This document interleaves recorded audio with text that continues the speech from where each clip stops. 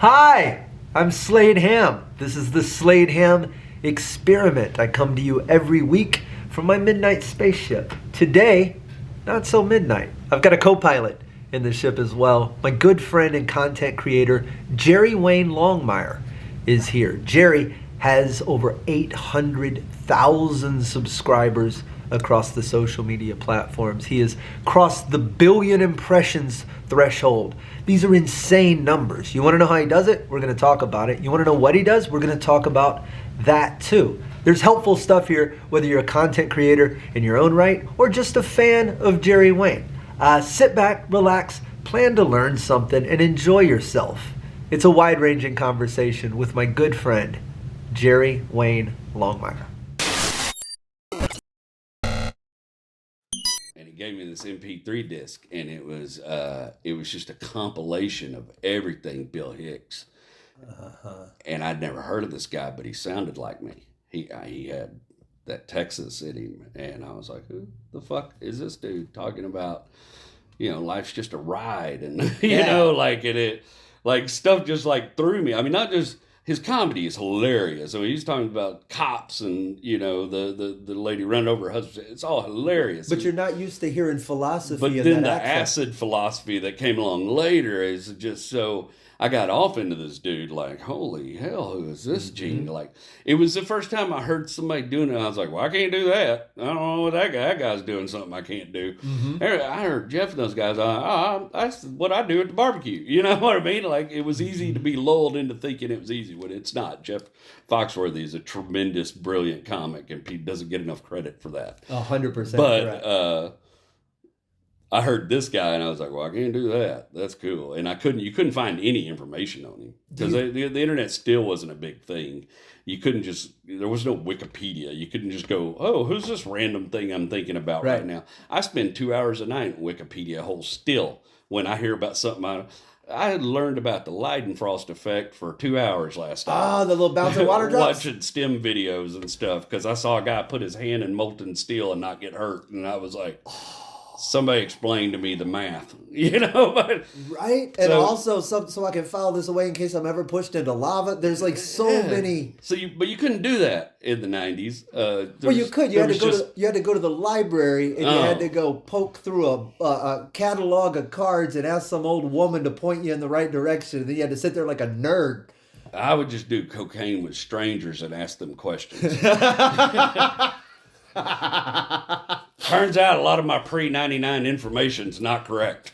Do you ever think about how, because I used to have regrets that I didn't start comedy early enough, right? I think I was 23.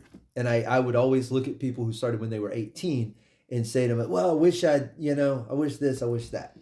But do you think about how, like, some of your interaction with comedy, some of your exposure came from being in those completely other fields, right? Like it's the offhand car that gets left with the thing full of tapes. It's the CD with the Hicks MP3s.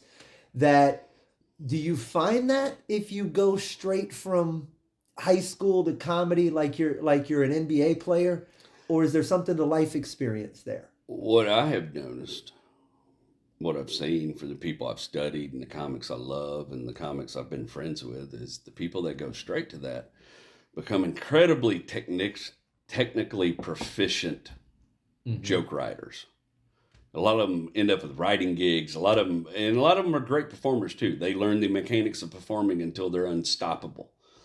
And you get amazing comics out of that. And then you get guys like us who had some life experience before being thrown into this chaos, that it's a different ball game for us because we come with a breadth of stories and wisdom, or whatever, and maybe not wisdom, but experience already. I was 26 when the first time I ever got on stage. I was 26 years old. I'd been married.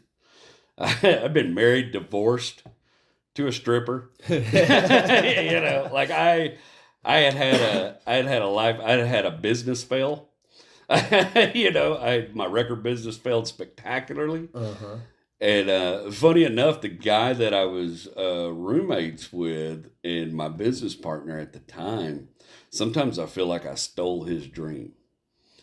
because I had grown to love comedy, and I had figured out who Bill Hicks was, and that I'd like this dude, and he was from Texas, but my partner in that record business, that was he was talking about it all the time. He wanted to be a stand-up comic. And I was like, okay, dummy, but we got these cars to tow. Right. Right. Like, who's going to tow the cars? Like, if you go start doing comedy, who's going to drive your truck? Like, you don't know how math works. We're supposed to. They work at night. We work at night. Clearly, we tow cars from the comedy club. For fuck's sakes, you can't be in there. Yeah, they're not gonna like us there. The management's already mad at me about last week. Does it? So as you now, we're many years later. Give me the numbers on social media. Ballpark. I know they change by the day. I am.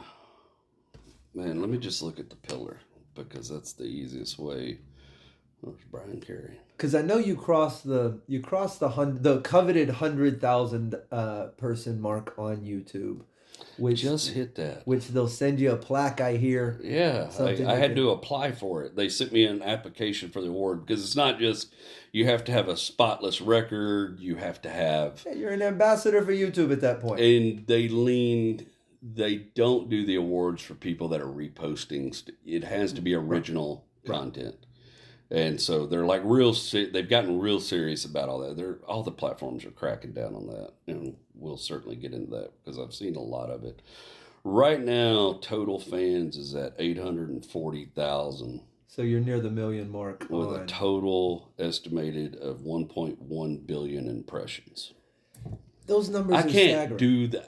at some point the numbers got too high for me to do the math on. I have one video that has been played 297,000 hours of playtime, and I can't do the math on how long that is, because it got too complicated for me. That's staggering. It's like that video, that 48-second video has played enough to occupy that much time in the space of the universe and the circle of time. So certainly, you couldn't have predicted it. You're a Houston comic somewhere in the 2000s. You win the Houston's Funniest Person contest. We're probably skipping a lot of steps, but comedy origin stories they're similar. Yeah. How do you couldn't have envisioned this as a career, because this was not a career. This didn't exist. I don't know that you could have envisioned this as a career 3 years ago. So where does it start? I mean, maybe 5, somewhere in there, yeah. There's a point where this wasn't even on the table, and it wasn't like in antiquity. It was in like since we've been mm-hmm. hanging out. What is how do you make the transfer from I'm a stand-up comic? Well, let me ask it this way first. What was your job as a comic 5 years ago? How did you look at your career and what you did? I was just coming back. I had taken some time off mm-hmm. after my mother died. I took I took 2 years off after my mother died. I did one more show after she died, and then I took a year off, and I was getting ready to get out of my maintenance contract that I had, and I was going to go back to focusing on comedy. That'd always been the goal. We wanted to make enough money, get us a little nest egg. And then I fell off a roof and broke everything on the left side of my body, and I had spent a few months learning how to walk again and how to be a human being again, and blew all our nest egg trying to survive that, and ended up starting another company, and then decided a couple years right after Ralphie died, it affected me, because I'd always said, oh, I'm going to go back tomorrow. I'm always going to get back to comedy tomorrow. And then when Ralphie died, and it wasn't too long after Scott Kennedy had died, and they were both pretty close to my age, and I was like, man, you're going to dig around, there ain't going to be no more tomorrows. Yeah. 10 years went by fast. Ralphie May was a big one for a lot of Houston. It hurt my soul, because I truly loved him, and he was a much kinder, better friend to me than I was to him. And that one got me, because I just, me and him had actually hashed out some things about 6 months before he died through email. So we had a conversation. I still got them. I read them every once in a while. We had a series of about 15 emails between us where we hashed out some serious beef and some misbeliefs and misunderstandings that had happened over the years. And you had a lot of those. So 5 years ago, I told my wife, I said, I'm going to start going back to open mic. And she said, I think you should, which surprised me. But she married a comic. And she always wanted me. She understood when I took a step back. My mother died because I went on autopilot because it was the pain was just too much. It just reset me. And this is crazy. I went to a smoking hypnotist who was supposed to hypnotize me and make me stop smoking.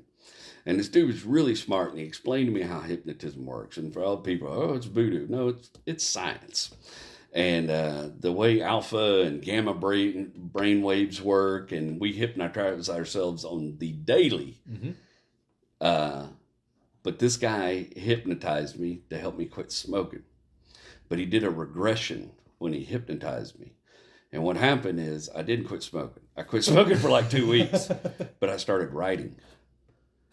I went home that night and wrote 10 minutes worth of jokes. I started doing these network meetings during the day and slipping material into them and destroying these places and going, you have got to get back to what you're good at. Uh-huh. You're doing this thing you're mediocre at that you don't even have any passion for, when you could be doing this thing that you love, and you're probably always going to be broke. So just be broke and be good at being broke. That's a fork in the road that I think a lot of people come to.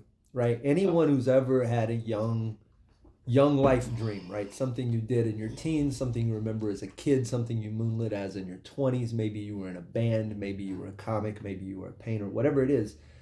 I think that you get to a place where you got to decide, do I let this go and go do adult things?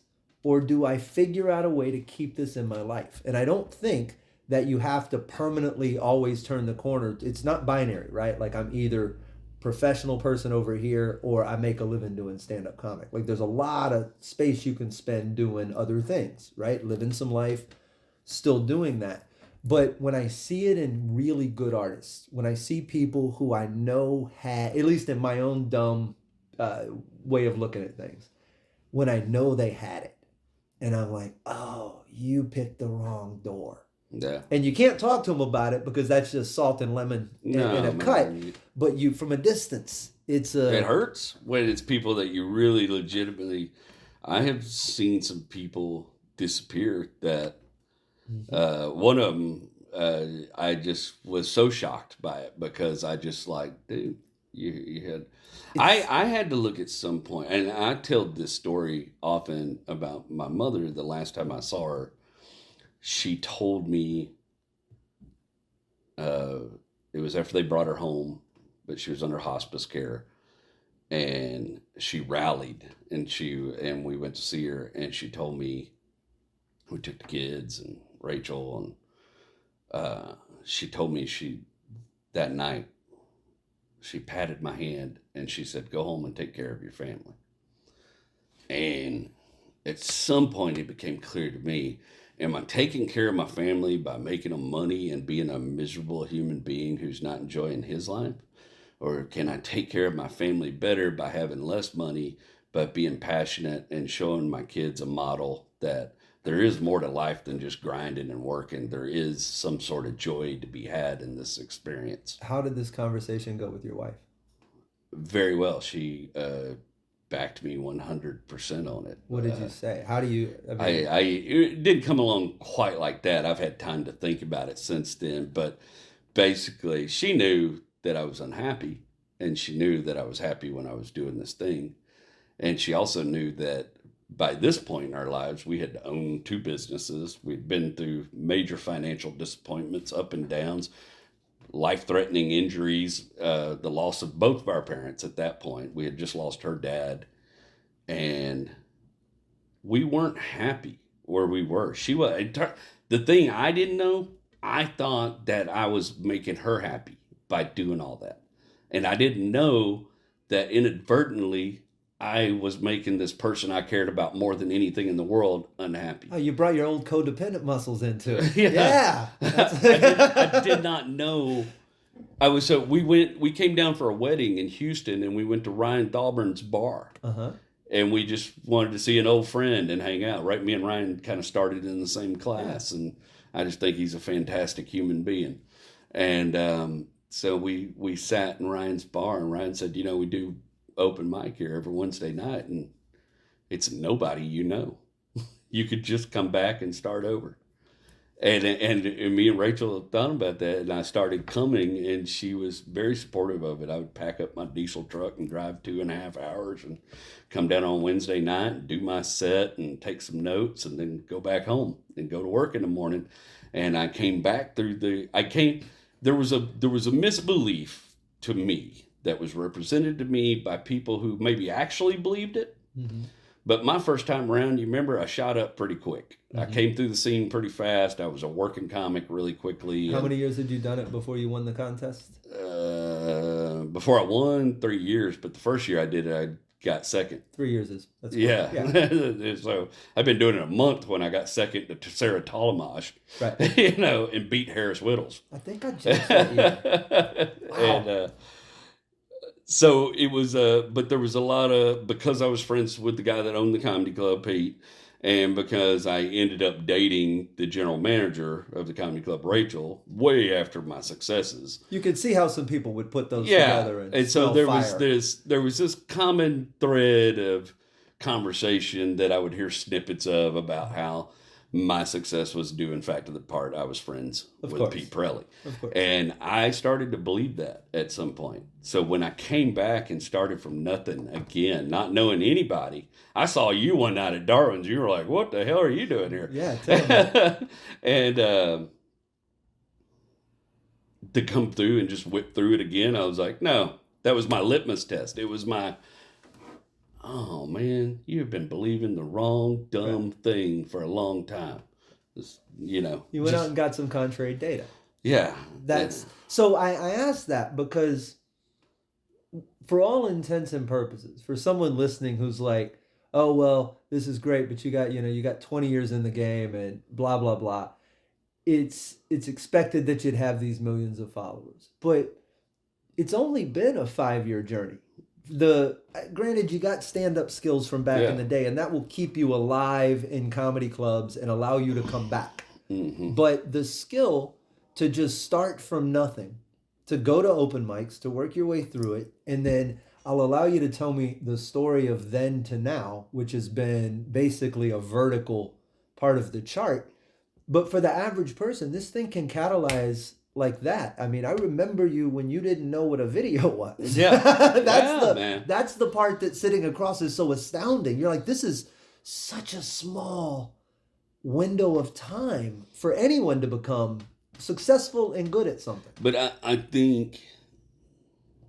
guess that's what I was trying to do. To honestly answer that question, I was trying to give you the motivation. Mm-hmm.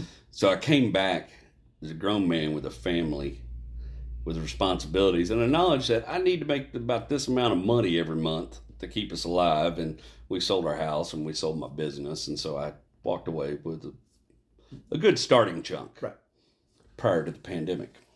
And I showed up. I always tell everybody, I decided to sell my house and my business and restart my comedy career the year before the pandemic. Brilliant. 2019. Absolutely brilliant. I sold my house November 2019. Brilliant. But I came back into the clubs. I started working again. I whipped through the open mic scene, back to being a paid comic very quickly. And I came back with the mind. I was already doing Facebook and stuff. I was watching young people younger than me, millennials and Gen Z. I was watching them do things and market comics. I was following them, watching them market through Facebook and seeing how some of this stuff was happening. And I was like, so I need to come back. That needs to be my game plan, because I was late to the MySpace party. Uh-huh. So I'm not going to be late to this one. I'm going to show up with my mind. And I pretty quickly, when I came back, was like, I'm not going to invest a lot of time in worrying about radio. I'm not going to invest a lot of time worrying about TV stuff. That used to be the old model, right? You do a bunch of gigs, you get a TV spot, that gets you better gigs, then you get a TV gig, and that gets you the best. Right. That used to be the work model. And I was like, I'm not going to come back with any of that in mind. I'm going to come back with engaging my presence on social media to becoming this is how I can market my comedy and what I'm going to do, because this is the thing I want to do. So I came back with that in mind, and I was working at it, and I had followed the JRE experience for many years. And I happened during the pandemic, y'all went to video. With the was that Brothers. Before the pandemic or right during? We were during, I think. Yeah. Yeah, it was during. Yeah. And that was one of the things we all did during the pandemic is we all watched our friends' podcast. Mm-hmm. And I came back also, when I was in the comedy community the first time, I was just as guilty of petty and spiteful manipulation and being a shitty person as anybody else was in that scene. And I came back with, I'm not going through this that way again. I'm going to be somebody I can look in the mirror and be happy about. I'm going to support my friends. I'm going to give my friends their flowers. I'm not going to be jealous of what they're doing. I've missed some years. I got to start over. I came back humble with the humility. What did that conversation happen? How do you have that conversation with yourself? Because I know a lot of people who will say, well, it'd be nice to feel that way. Yeah, well. What's the self-talk? A lot of that came after I fell off the roof. I had some short-term, I have some memory damage. Mm-hmm. And I ran into some people that didn't have very fond memories of me, and I was so surprised. I was like, wow, I remember that as a great time. But is the memory damage due to the fall, or is the memory damage due to we might not have been present to file the memory away when the memory was probably a little bit of that too, made. Yeah, but it was like people from school and stuff, and I was like, oh, I always sort of thought I was the underdog, but I'm the dickhead your story, and I didn't realize that, and it gave me a chance to reset myself, think about who I wanted to be, Yeah. And I was also partners with a very unscrupulous business person who screwed me so bad financially that I couldn't help but go, this is not the model I want to follow. This is not. And I beat him and I won, but it was a hard fight. Right. And I walked away from that moment going, I'm not going to operate like this guy because there's only one end for it. Somebody beats you eventually at your own game. Yeah. And I had to be just as ruthless as him to beat him. And I did enjoy being in that driver's seat. And I walked away. So I came back with humility, with I'm nothing. I got to start from scratch. But I know social media is a big part of it. And then I was watching you guys, and y'all were doing the video thing and trying to deal with live callers. And I had the idea, and I reconnected with you guys one night. I was chatting with y'all during the show. And I was like, well, that went well. I hadn't talked to Slade in years, but I'd seen you at Darwin's. And at Ed Blake's funeral. Ed's funeral. And so I was like, you said you're going to come back with humility. You said you're going to come back. It's easier to say that than do that sometimes. Yeah, that's why I was like, if you really, and me and Sarah Talmash had a conversation about it. And she goes, you ought to ask Slade if you can be involved. That's what I'm thinking. But I'm thinking I'm going to ask him if I can be like their Jamie, like their producer or whatever, Uh-huh. And I reached out to you and we had a conversation about it. You guys voted, brought me in. As a result of that, I met Adam Taylor. Uh-huh. And you and Adam started teaching me about video editing. And when I realized, it was like the stand-up thing again. Yeah. It was this whole thing of, hey, this is a thing I could do? Yeah. I didn't go to school for this. I didn't go to no film school. I didn't go to high school performing art, but I could just do this. I could just get a computer and do this. Well, you showed up. I bought a laptop. I went out and bought a laptop. But there's a misconception, I think, amongst a lot of artistic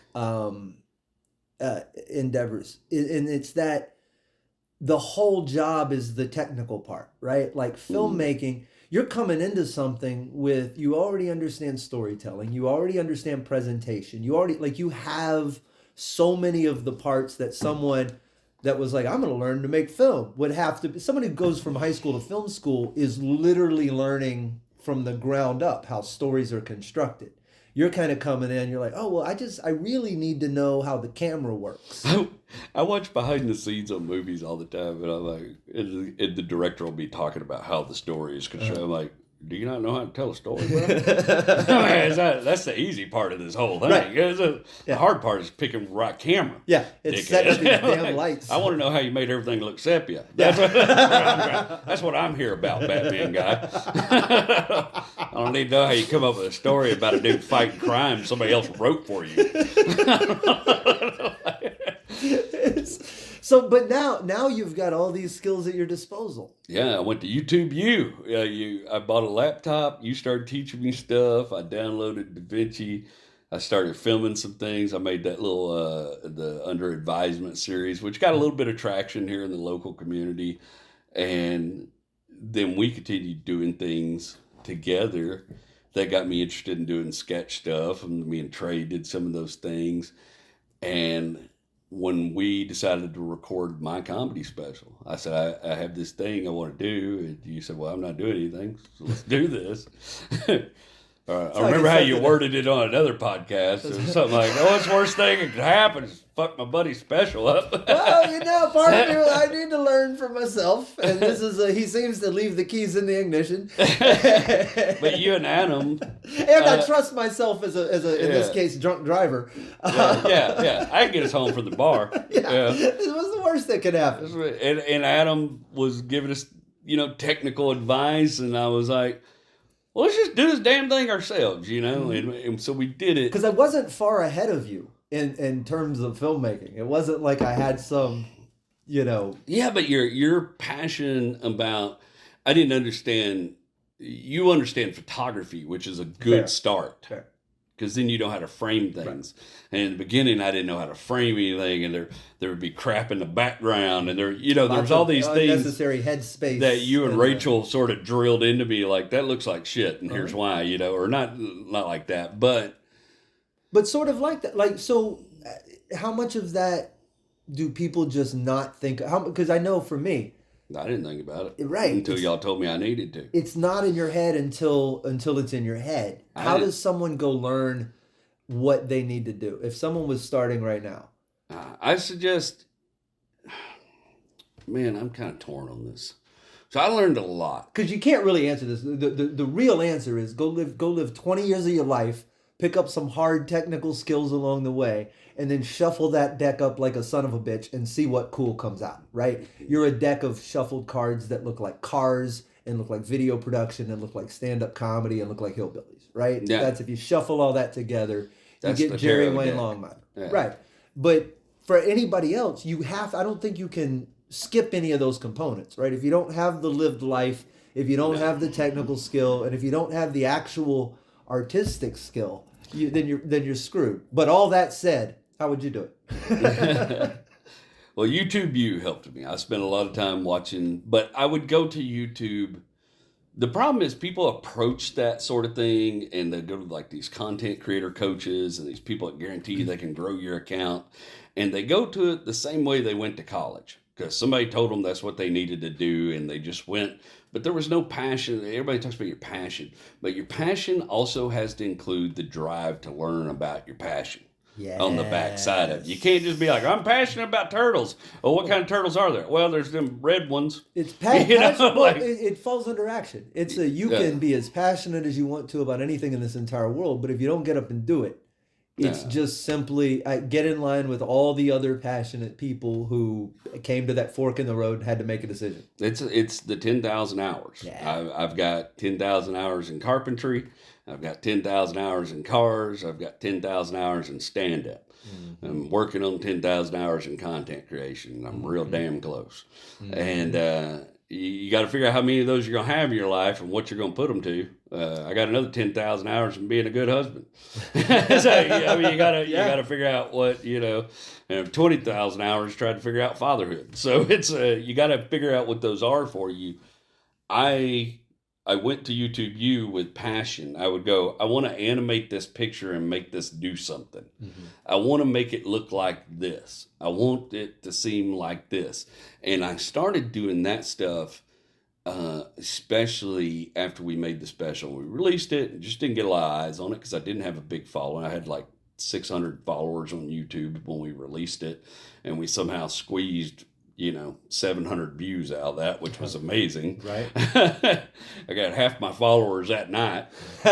And I started clipping that video up and I said, I'll put these on TikTok and I'll put these, I didn't know about Reels and Facebook stuff yet. So I just started out on TikTok. I started putting these video clips from that special on TikTok and they started getting traction. And then I just sort of stumbled onto, this is the easiest secret to my success, and it will not work for everybody, but it works with my blue collar crowd. If I post videos between 5 p.m. and 7 p.m. on weekdays, especially Monday, Tuesday, Wednesday, they destroy. Because that's when my people get home from work and get on the shitter and start watching videos on their phone. Wow. And arguing about cars. And, that's... How did you come to that conclusion? I honestly stumbled. I just noticed when I ran videos this time, they went crazy. Now, I have another weird pocket of misfits from 12 a.m. to 2:30 a.m. that are the drunks. And I can run videos there of a certain type of content that do very well. You have enough followers that you could run videos at separate parts of the day that just you with your big bearded smile and go, "What are you doing right now? Leave it in the comments." And they'd literally tell you. You could figure it out that way. There's this thing, bro. It's weird. This is like one of the things I've really learned recently. Because Facebook's doing it. So I did that stuff with TikTok to get eyes on the YouTube, right? To get eyes on the special. But then I stumbled in. How do you send them from TikTok to YouTube? Is it just a link in? I would just put a little thing at the end, a text that would pop up and go, "Watch the whole special for free on my YouTube. Link in my bio." So does that graphic at the end of the clip work? Yeah, it did. I was getting eyes. I was getting eyes on YouTube, and I was like, all right. So I started driving. My followers started going up. I went up to like 2,000 followers on YouTube, and I jumped up to 100,000 followers. I remember the night we jumped to like 33,000 followers because the nuclear inspector bit on TikTok, and it went 1 million views. And I didn't know what to do. I'd never had comments come in that fast. I was trying to answer them, and literally while I'm trying to type the comment, the tick, tick, tick, tick, tick, tick, tick, it was a losing battle. I was up like 4 a.m. trying to answer. A lot of the key to my success is interactivity, because I talk to my fans as much as I can possibly keep up with. And I get rid of negative people. People showing up being dicks, just block them unceremoniously and go on my life. I got nearly 1 million fans. I could lose 10 today. What do you wish? What do you wish you could tell your fans that you don't tell them? Like, what do you wish they knew? What do you mean? Well, just as they're interacting with you, because it's faceless, right? It's not a two-way street. Yeah. Well, Facebook, there's a lot less anonymity. Okay, fair, but also for the most part, they have access to much, much, much more of who you are than the other way around. I wish sometimes they understood. So I started talking about cowboy boots and the type of dude that would wear these cowboy boots. And I just thought that was funny just to describe. It's never casting shade or aspersion at anybody. It's very rarely is. And then I started doing the trucks. And this is the kind of dude who drives a pickup. And a fan gave me the idea to call it Astrology, because they were like, this is like redneck astrology or something, and I was like, oh, I really like that, actually. Nice. And I gave her credit. I did her truck in one of the videos, and but the secret is to all the truck astrology and all the boot astrologies, they're all me. I'm not making fun of anybody else. I have lived a wild, full life, and I am making fun of myself at every different angle. The more upset, the ones that really trigger people are the ones where I'm taking the hardest jabs at me. And I didn't understand that there was that misconception until just recently during January. I posted some pictures of my old pickup trucks growing up. And people are like, you ought to do a truck astrology, just a series on yourself. And I was like, I always am doing it. Okay, dummies. So I did a video of just me, and I'm standing by the truck in every picture throughout times of my life from 16 to now. And I did this, and I took some liberties with myself because it's me. And I felt like I had, and people showed up mad. That you were I had you? So many dudes show up. Like, this guy has any room to talk. F this dude. And just... people, like one of the pictures, I got the beard. You know what I mean? Like people, it's like from 4 years ago. and people, they just associate it with themselves. Yeah. And I'd never realized that until I did that video. I'm like, oh my God, this is why y'all show up mad and confused.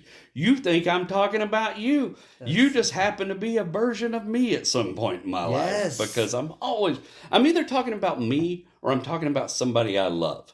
Mm-hmm. Every time, every one of those people. When I talk about the boots, the ladies' boots, those are my mom. Those are the women I have known my entire life. That's why I can talk about them so effortlessly and write the jokes.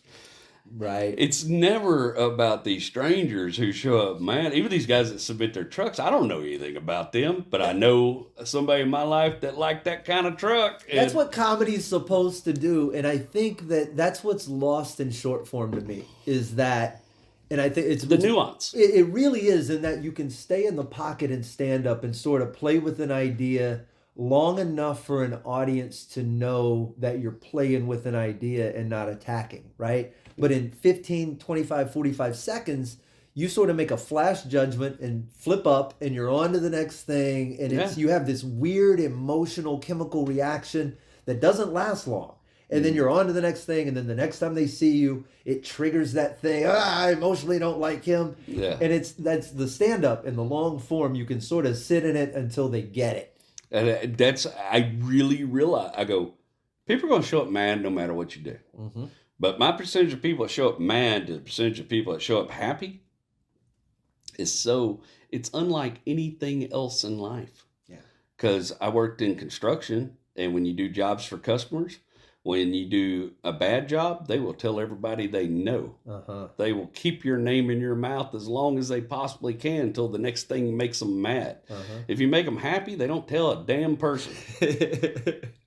But with this, it's the complete opposite of that. As I got about 8 mad people showing up and 6,000 happy people, and they just can't wait to tell me how much they love what I did and how they do personify with it or relate to it, or they've known a person like that. You know, and it always still, I'm always laughing because I'm like, they're all me. They're all me. You just don't. The funny thing is, you could watch 20 truck astrologies throughout the course of the ones I've made. And probably if you realized I was talking about me, you would know more about me than you would know after you sat through my hour show. Wow. Or at least the same amount. You would walk away with the same knowledge of who this person is. It's furthermore, some of the other stuff you do your sketches with the family members. Shop talk. And in shop talk, you're playing, see if I can get this straight, not just yourself. You're playing Pawpaw, who is the grandfather. Mm-hmm. You're playing your dad. Is he just daddy? Just dad. Dad. And then you're playing the uncle? The uncle. Also. And all of these characters have different wardrobes, and they all have slightly different ways of talking and slightly different idioms and all of these different things.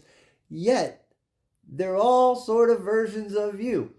Yeah, they're the people in your this is my perception of it, right? I see the people in your family. Certainly, right? The influences. This is how my papa talk. This is how my daddy talk. This, and I know we can talk about some of the relationships you have with those people, but it's all through the way you view those relationships. Yeah, I guess is my kaleidoscope of JW. It's just papa dresses sort of he leans heavily on my paternal grandfather. Right, like that is sort of the basis for his character. But Pawpaw is a collection of every old man I ever worked for, mentors. I had a lot of older business mentors, people in the oil field. The sayings are a result of all those people. They're my maternal grandfather, who was old Junker. He very clearly shares some of his traits, and especially a lot of his views on life. Right. And then Dad is my dad as I viewed him growing up, but he's also how I wished maybe sometimes he was when I wasn't around. He's also me being a father, and my kids are getting older and things are changing. He's also me dealing with middle age. I watched my dad deal with middle age, and then it's also me dealing with middle age. And then Uncle is a collection of all these uncles, but he's one mainly, but there's all these, my mom's brother, and there's all these people that meant these big things to me that I've sort of compiled in this one character. And he's He's the guy that got shit done. You just didn't know how he did it because it never looked like he did anything. But he was an accomplished family man. He was a good husband, good father, raised great kids.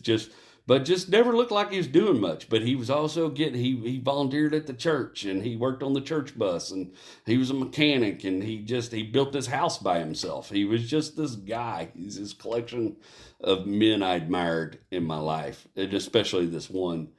But people often confuse me and Dad. They often think Dad is me. And now that I've added Junior to the mix, which is me, I'm Jerry Jr., and they all called me Junior a lot when I was growing up. So once I added that to the mix, it kind of helped with the realization. But the real deal, I mean, there is a percentage of people that show up like, man, it's weird y'all all got the same tattoo. You know? Like, I mean... I got so excited. I did this effect one time. I spent weeks learning how to do this effect where me and Papa all go get in the car together in a scene. And I told you about it. I was all excited. I spent weeks learning how to set this up, and I had to film it in like 3 minutes so the light didn't change. I was doing costume changes in the yard. I was so excited. I couldn't wait to hear what everybody thought about it. And I put it out, and nobody brought it up.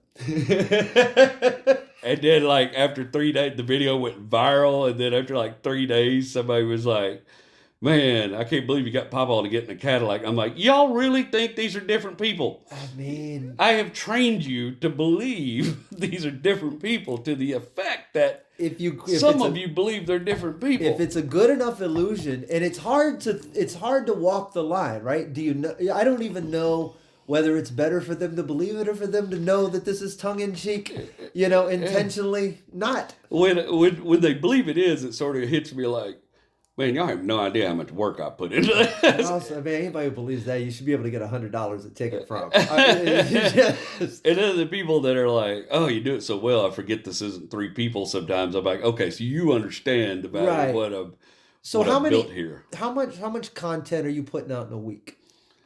2 pieces. Just 2 new pieces of content. Maybe. And the rest... 2 to 3 pieces, depending on what I'm working on. Plus just random Facebook posts and things like that. Yeah. There's we've spoken about this, but and definitely it's something for... And I'm hesitant to say this is what works, because I only know my perspective. We're not doctors. We're not playing doctors. Yeah. I'm not telling you how to do surgery, but I will tell you this. There's a big push out there, and you hear it from a lot of these YouTube content creators. And I followed one for a while who was very helpful, but he's since left the business. Ken, the content creator, he was amazing. I learned a lot from that guy. I learned a lot from him and you about creating art with intent, and it changed the way I did videos. And I immediately started going viral after I absorbed those lessons. I drove home from Dallas one night and listened to a speech he gave, and I was like, I know what to do now. What does that mean to you? It made me go, don't just make something for the hell of it. Put something into this. It became me looking at a couple of pictures of trucks and making some very easy stereotypical jokes to me sitting down and writing a script. And me when I put out a truck astrology, it looks great in a minute and it's funny.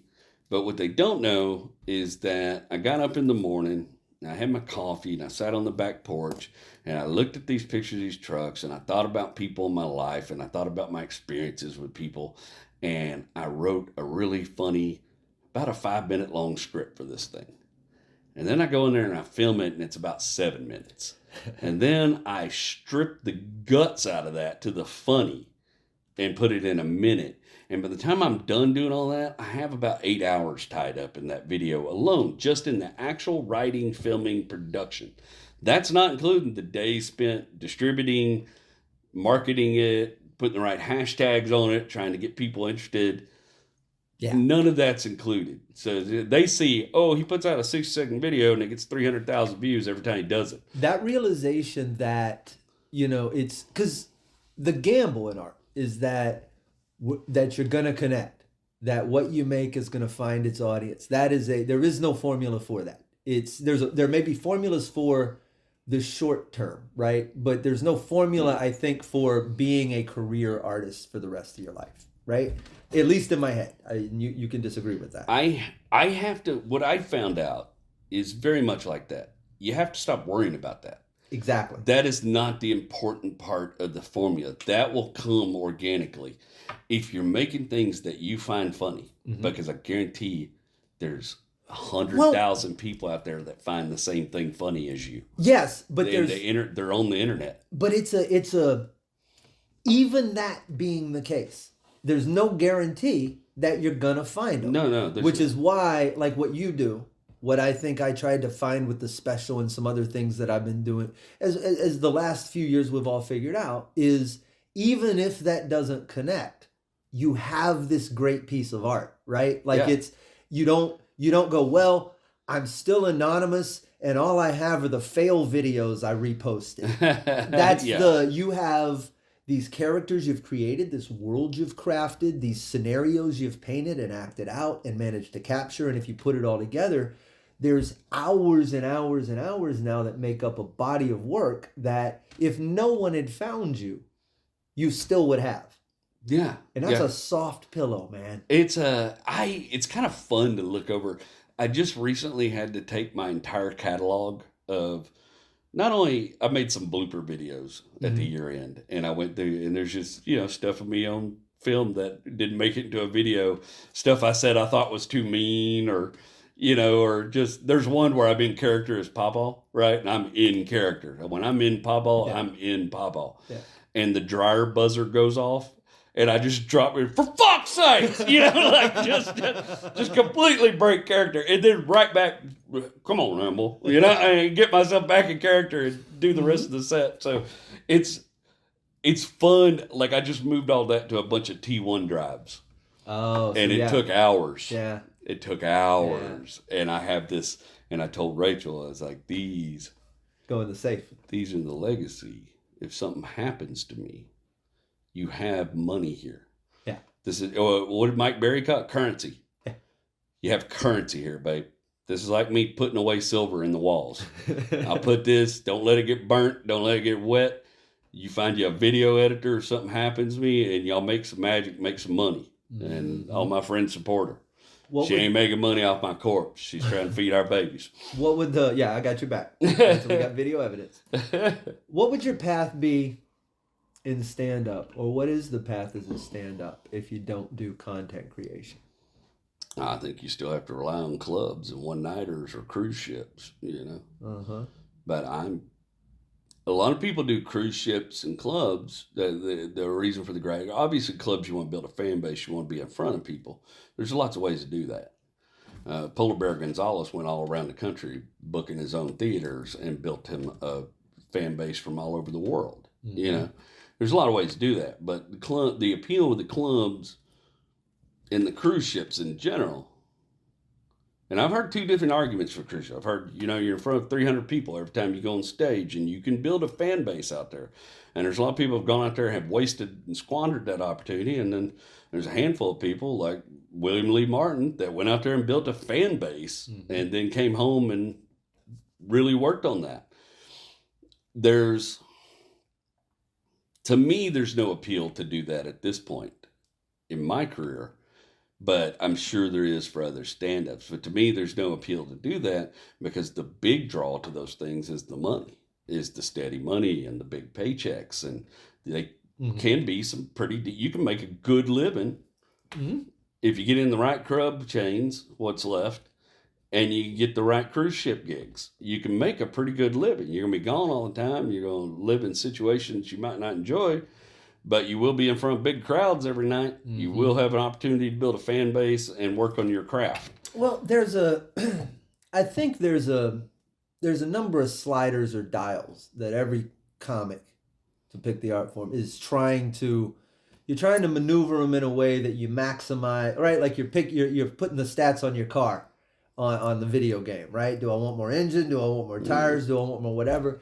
And in stand-up, it's really hard to get everything inside the circle, right? Especially the money part. Yeah, you can find a gig it's in a theater and there's lots of people, but it's 47 hours away by rowboat. You can have a very fulfilling career making no money. And that is so that's they become an incredible stand-up comic. That's what I think a lot of people come up against it's the, do you go out there and do you make X amount of money and sacrifice, well, I got to sleep in a bunk bed to do it. Well, I got to sit in an airport for 8 hours to do it. I gotta stay in this dirty room. I gotta miss my family for all of this time.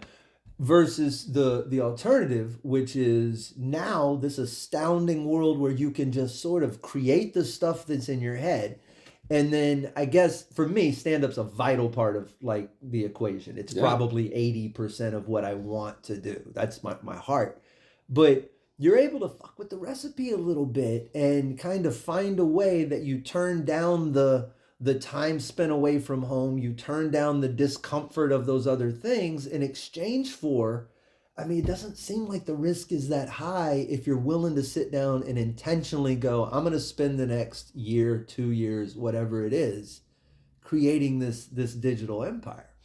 Yeah, it used to be a point where I was like, stand-up is everything, and I don't want to do anything else. But I have shifted because I found another love. I love creating. The shop talks, bro, if you watch a shop talk, I've got 20 hours in that. I guarantee you, If you watch a shop talk, I've got 20 hours in that 3 minutes. And, I made one that was 12 minutes long that I thought was going to be 30 minutes long. and I got 2 weeks in that one. What I mean? I got 2 weeks harder than I ever worked in the oil field on that 12-minute episode. I made all myself, completely filmed, editing, produced, published, blah. So that's become a love. I've fallen in love with making things. I've fallen in love with making funny art and learning how differently I can make people laugh. But I still love stand-up so much that my management team and I sat down in December because we were getting some crazy offers. And it was this thing of, do you just swing for the fences? Do you just go out there and say, this is what I want, to leave my home and to go do these things? I do want to leave my home and go do these things, right, but this is what I want. Right. And we started asking for that. And people started giving it freely. And we realized we left some money on the table, so we started asking for more. And she is booking these things right now. She spent January putting the first part of my year together. Most comics are booked their year and 6 months before. We have not been taking anything more than about 3 weeks out because the situation's changing so quickly right now. Now, I do have some things that I'm doing on my own. I'm going to book a theater. I've got a theater gig in Shawnee, Oklahoma. It's going to be 100% produced by me. And, it's a good sized little historic theater. I have found I have more fun doing those theaters. Doing those. I'm not going to pursue comedy clubs this year. I'm playing a few that we have reached an agreement. I'm going to the Comedy Club Jackson, Tennessee at the end of February, which is kind of cool because it's right after my 20 years in. And that club, even though it's not the original club, it's the people that gave me my first headliner gig ever. First place I ever headlined me was Jackson, Tennessee. Bringing it full circle. Yeah, so I get to go home, be around, and that's where my people are from, and so it's a cool vibe. So I'm going to go, and it's one of my good friends in comedy, a Memphis comic, that books it and runs the club. And so it's always a reunite with him and I've known him and his wife for, 20 years now. And so it's good to see him and, spend some time around the family and whatnot. And then there's one other club, and I'm not even 100% sure I'm going to do that club. And it was Louisville. Yeah. And I don't know if they're going to make the schedule this year because of other things I'm trying to do. Right.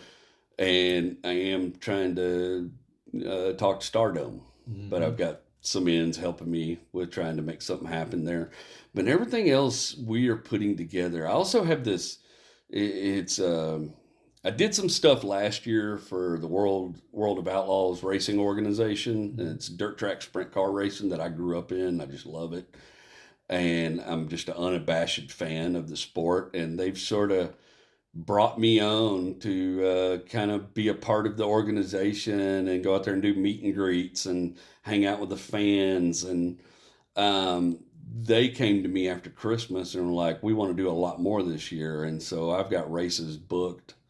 I'm going to basically, I remember this time where I was sitting in high school and I was in my VICA work co-op class and our teacher was an old construction dude. And I remember he hollered at me. Me and my brother were talking about this the other day. He hollers out over the class. I was cutting up about something. He says, Damn it, Longmire.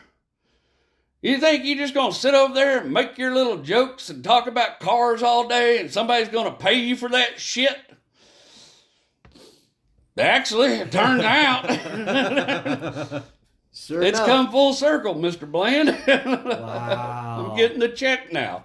And so they came to me and they're like, we just want you to come to the races and have a good time and remind people how much fun dirt track racing is. And you appeal to the kind of people that we know are going to love this kind of racing. And Look what happens when you traffic in positivity. Yeah, and it's the most positive. It's just fun. I just go out there and have fun. I get to meet the race car drivers and hang out in the pits and There's stuff I would have paid to do. Of course. You know what I It mean? always astounds me what just being funny and good at it can get you experientially. Yeah, right? you got a Because- motorcycle in your driveway. Right.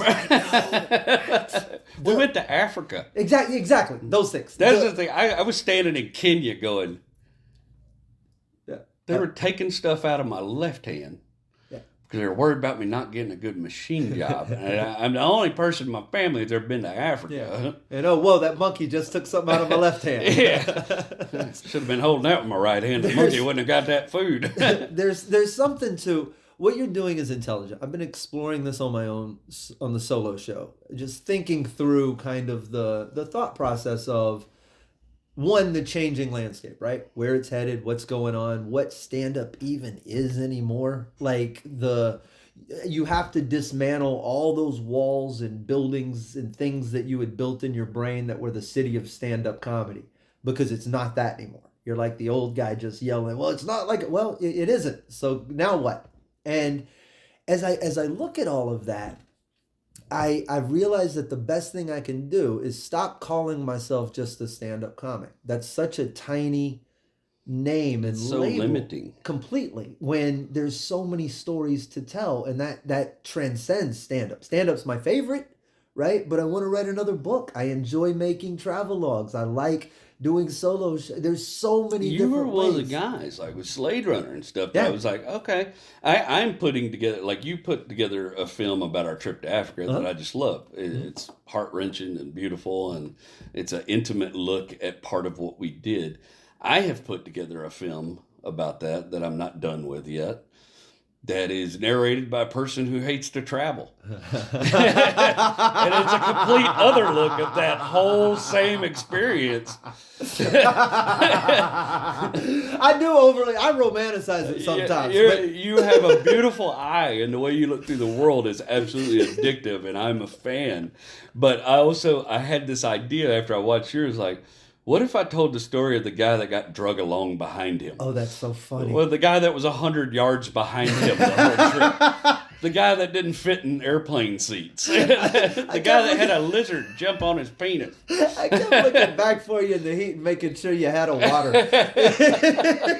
And I trucked it through, but I was like, I think there's an audience out there of people who are like me Completely. that will be like, oh god, okay, so this is what it's really like to go to Ethiopia. Completely. I think all the time about Yeah, Ethiopian coffee's great. Everything else sucks. in the God, we're Some so pretty different. mountains though. We're so different. I think all the time about the 20 years I've spent traveling, right? I think my first time overseas was... Man, you got more miles on you than Oh, just about anybody. It's crazy, but I think about the friends of mine along the way that it's never even crossed my mind to go, hey, would you be interested? Because it's not even a 2-hour drive up the street is the end of the world. Yeah. Where you're just like, oh, the amount of kvetching and crying and whining and miserable you are that you're off the couch to go 2 hours up the street. I'm not going to invite you to third world Africa, 42 hours away by coach. So I always liken it to one time way back in the day, Joey Diaz was going to headline the comedy club in Midland. oh boy, yeah. And I was going to be his feature act. And he said, well, he called me Beverly Hillbilly. Beverly Hillbilly, you just drive us to Midland.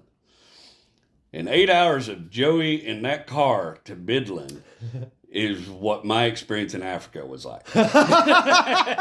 Except I was Joey this time.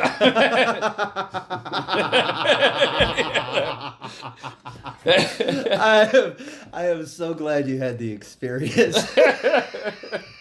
and a life-changing experience. And one of the we had moments on that trip that I could never replace in a million years, that I will be thinking about long on towards the end of my life. But it's hanging out in a smoking tent with you and Chase and smoking cigars after that last show of the tour that some soldier bought for us, because he wanted us to have a good, just like spending the night with Marines drunk and watching them drink whiskey out of tampons. And, you know what I mean? Like, there are things we celebrated, on the northern Sinai Peninsula. We celebrated with different traditions and cultures. Yeah, we were there for Ramadan. And experienced a celebration where soldiers have been celebrating for thousands and thousands, all the way back to Genghis Khan. Soldiers have stopped in that place and celebrated some victory before they went on to the next part and decided things.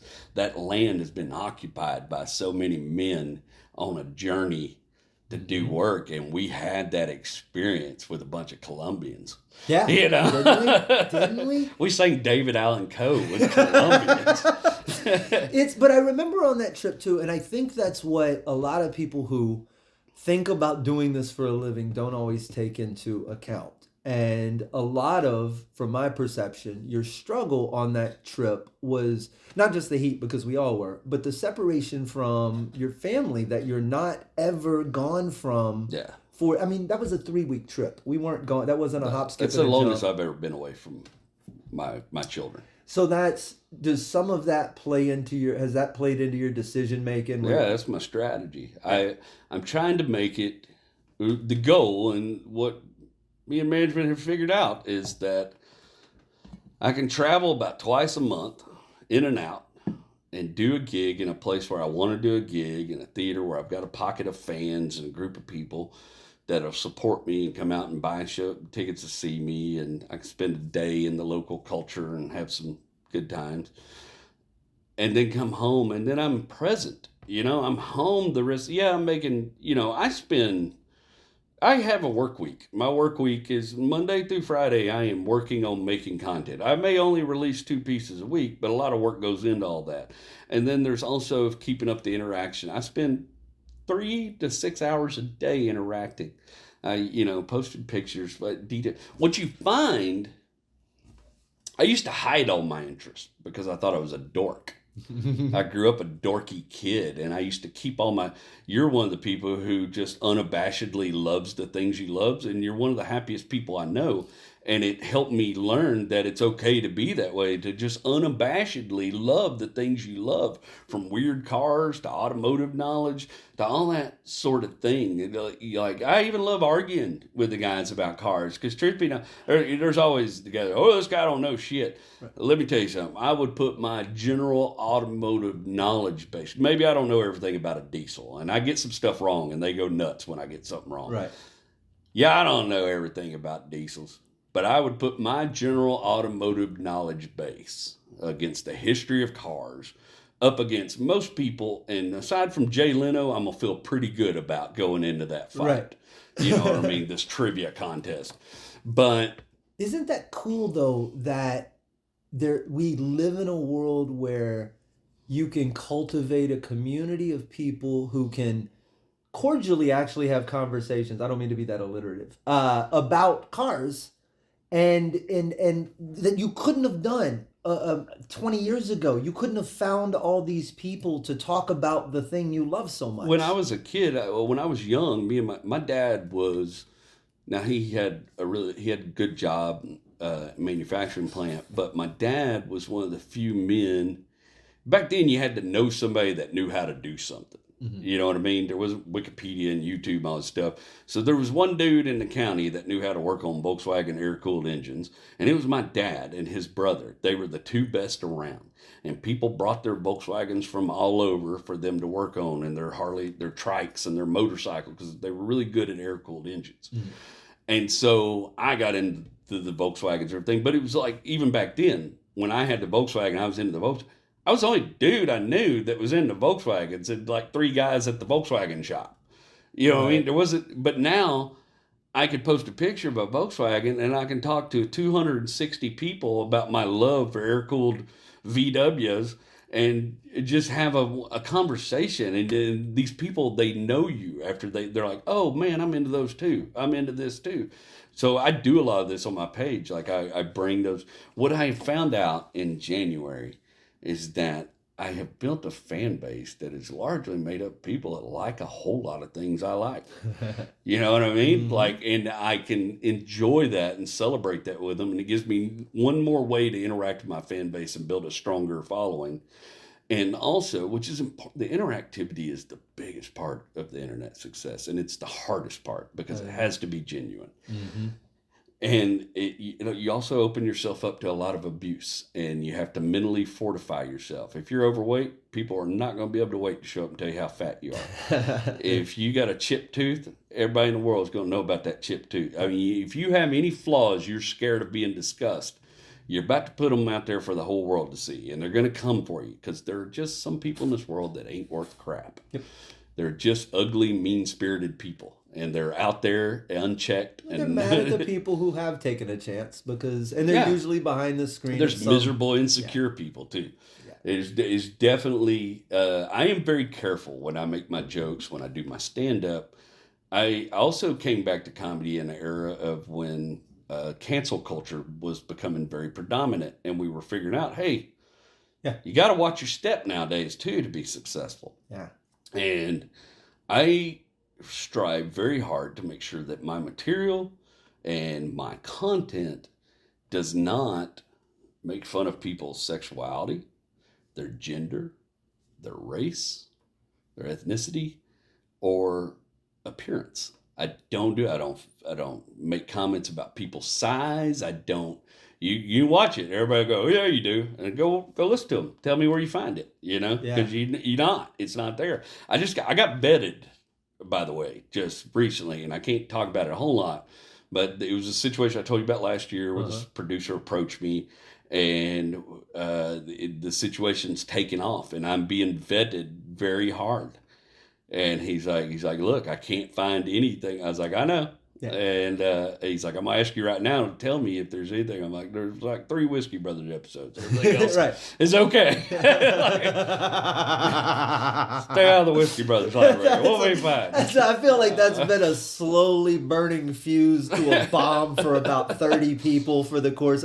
I forget. It's one I picked on a little black kid one time on camera. It's not good. I won't give his name. I've had more than one, but specifically one though, phone calls that are just like, hey man, is that episode still up? One we did? And I'm like, it's in the bag. It's all gone now. I'm honestly not worried. I've been very careful, and I'm not I was bullied a lot, and I don't like mean-spirited. I don't enjoy mean-spirited comedy. Of course. I don't enjoy roast comedy. That's not my thing. Everybody says what I do is roasting, but I'm always making fun of myself. So to me, what I do is self-deprecation. Yeah. And my love of automobiles. But I don't like that stuff. So I don't do it. And I'm being vetted right now for this opportunity where I may end up with my own reality show for a little bit. And it may not be a long-term thing, but it's a cool idea that I'm excited about. And it would definitely be one more thing for the fans to enjoy. Is there, for anybody, I mean, I remember I've been the guy who's, you're not going to censor me, you're blah, blah, blah. And I've also seen ridiculous examples of people who have displayed that behavior. I remember a comic it was an audition for Just for Laughs, and her refusal to clean up in a 7-minute set, and walked on stage to the audition swinging a Coors Light and cussing the whole time. And I remember thinking to myself, why would you sabotage an opportunity like that? But her defense was, I'm going to do what I want when I want. And in those sorts of situations, have you seen enough examples of payoff in people trafficking in the I'm going to do what I want for shocking reasons, not just to be independent, but to be over the top, I guess dirty or shocking or whatever? I mean, and not in a clever Anthony Jeselnik sort of way. Yeah, we're all what I'm talking about. We're all seeking validation. Mm-hmm. It's the biggest part of this. We're all seeking some sort of validation for our art. Most artists are, in some shape or form. And some people's validation is infamy. Fair. And I think they get exactly what they want out of that. And I hope so, because I can't understand why you would do it otherwise. Well, the only other theory I have, and this is investigating my own tendencies over 20 something years, right? And not just for the tendency to be shocking or dirty, but also the tendency to be drunk or outlandish or confrontational, or a lot of other things that I've been in 25 years. Just the immediate, I know you and me both got it, and I don't know if that's East Texas or comedy, but this initial, there's a thing, somebody says, you can't say that. Yeah. Fuck you. Well, I almost said it. It's a lot of that, too, came from me early on being in radio in my 19, 20. So parametered. Too young and under way too many guidelines. So there's that. I went from radio to stand up, and it was kind of like this, just the walls fell down. And I remember doing a birthday party, like a private party at GK's Comedy Club. And God bless the owner at the time, Tony. He called me to do it. It was a Wednesday night show. There were no comics in Beaumont, but it was a birthday party. And it ended up being like 6 people. And they came in to see a comic who'd been doing comedy for about 3 months. And I had to do an hour. And it was the filthiest, dirty. One of the people was a grandparent. It was ridiculously over the top, because I was just convinced that touching the microphone on the stage gave me the ability to do anything I wanted to, regardless of the scenario I was in. And that's the lesson I had to learn was, wait a second, if you're going to do this for a living, there's different guidelines for different scenarios, for different situations, and the only way to pick up the check is to operate inside of those guidelines. My act for several years has been what I'd call a soft R. Mm-hmm. Made it real hard, PG-13. Soft R. But there's still so many opportunities that you do not get considered for when you're in that, which is fine. Maybe those aren't the opportunities that people want. Not everybody has the same dream. Right. But I remember back in the early days coming off your stage one day and feature for somebody, and you're like, hey, man, I really like the word fuck, but you just said it 28 times in 18 minutes. I was like, oh. Yeah. Okay. Yeah. Thought that was a pretty good set. But it's one of those things. It sticks in your head, and you think about it. And I made the decision. I had some experiences. I did that Christmas tour this year with William Lee Martin, and it was very much a family-based show. I was working a really clean PG-13, but it didn't dawn on me, because all my content's clean, because that's how you get the most views. It didn't dawn on me that I have a younger audience now. In fact, my demographics right now are like 47% 25 to 34-year-olds. Wow, that's younger than I would have. Which is a wild. I would have thought it was boomers and 35 Gen to X. 55. Yeah, like myself. But I do skew really heavy in Gen X and millennials. But 25 to 34 is my sweet spot right now. That's where I'm making my money. And then when I did this Christmas show, people were bringing their kids out to see me. And I was signing autographs for 14-year-olds and 15-year-olds. And I'm like, I don't really want to be on the stage saying stuff. I want to reach more people and make more. When I see that 1.1 billion impressions, you know what that tells me? It tells me that I'm doing the thing that I'm supposed to be doing. It tells me that I am actually going to leave the world a better place. More people would have laughed. More people would have smiled. More people would have found joy in something when I leave. And if you can't do something like that with something you like, and so I made the decision that my act was going PG-13, because and then I picked up some gigs where that's going to fit out just perfectly. And I'm going to have a wider, more diverse audience. I'm going to have people bring their kids to see me and to enjoy. I had a pair of 8-year-olds after my Christmas set, and the grandparents wrote me a really nice thing on my Facebook. They said, and everybody was PG-13 on the show, but they said, but still there was adult content or whatever.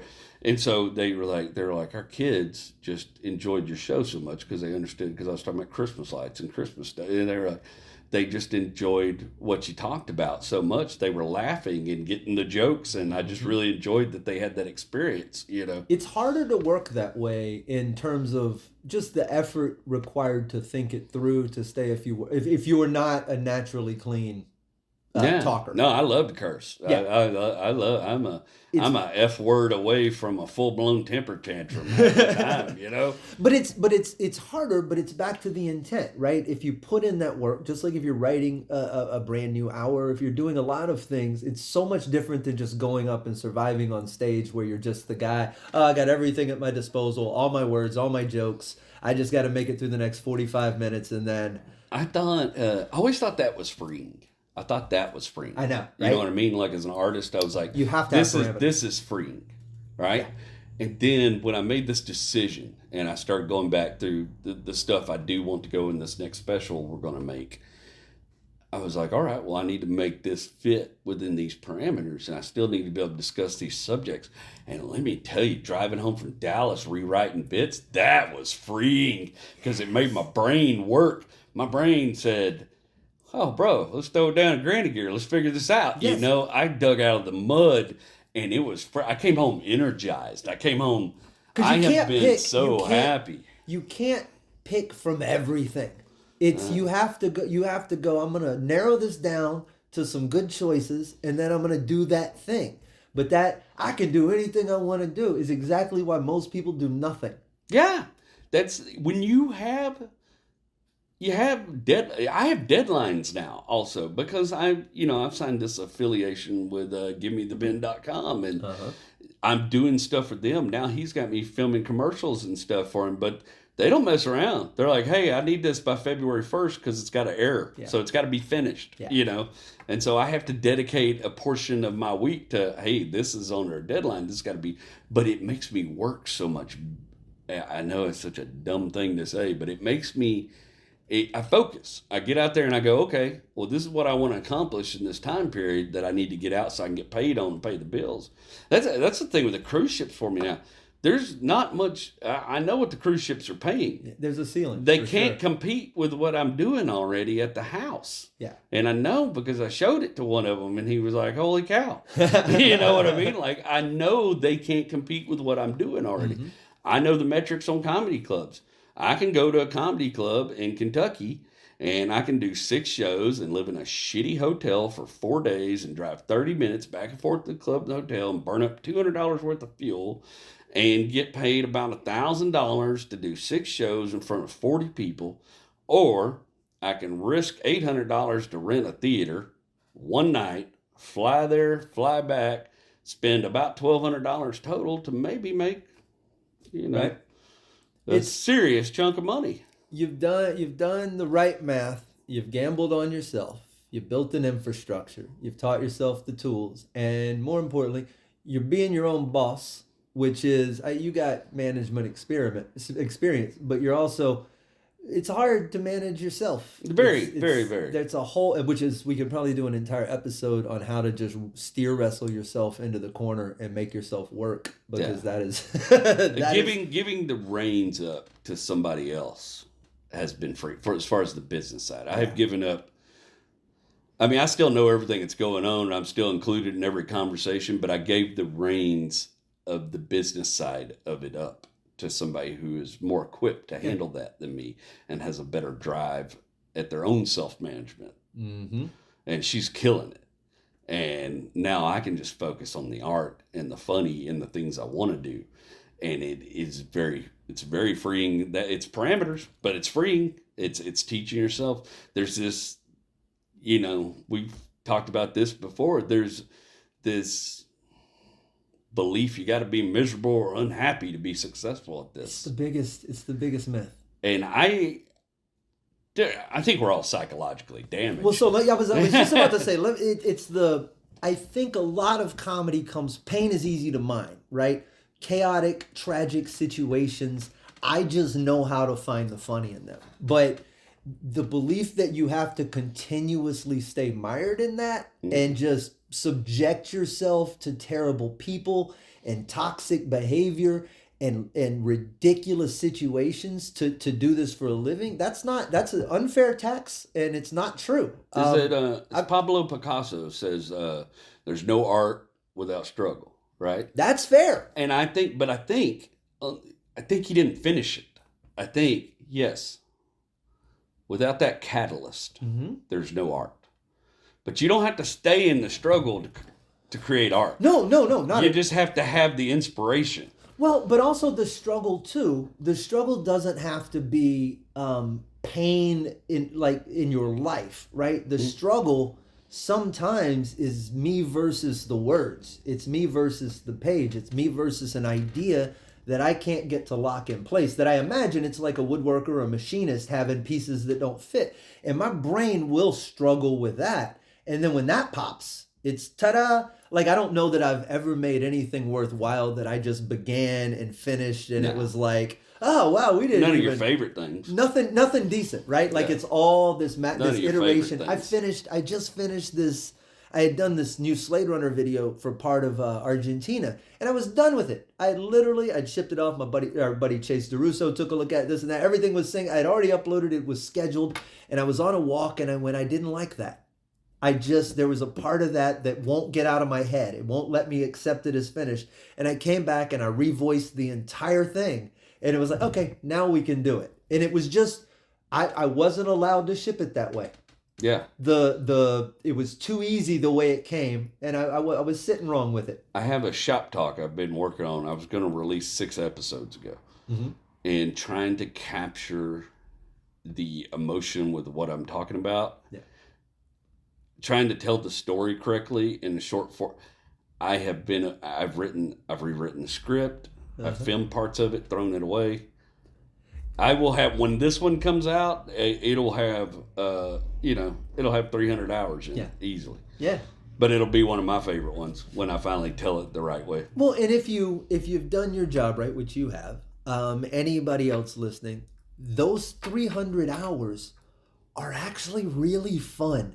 Yeah. Like, it sounds daunting and frustrating, and why can't I get this right? And it can be, yeah. Yes, you want to pull your hair out, but when the connections happen, and I guess once you do it enough and you get used to the rhythm and the fact that it just isn't always valleys, you go, oh, that's the push-pull. I got to sit in this valley and accept that it's not going to work, and I'm going to have to just type until the page is full.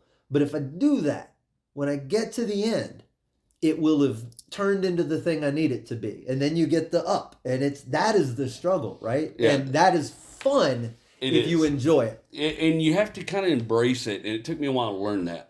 But I will go, like, I've got things where I've written it, filmed parts of it, sat down and started editing it. And 3 hours into editing it, I'm having, my computer's locking up. I'm having issues rendering, and I'm just, nothing's looking the way I want it to, or turn out, and it's stilted and it doesn't feel organic and real. And I just, at some point, I usually cuss at the computer a few times, the computer did it. Like it did it. Yeah, I'll cuss at that Apple app, like, you piece of shit, Apple. It knows. Like he caused the problem, like Steve Jobs caused this shit.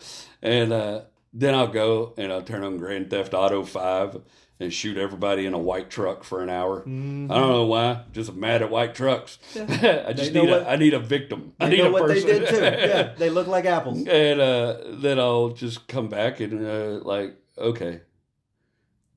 I'll take that. I'll pull that SIM disk out and just format it and go. Yeah.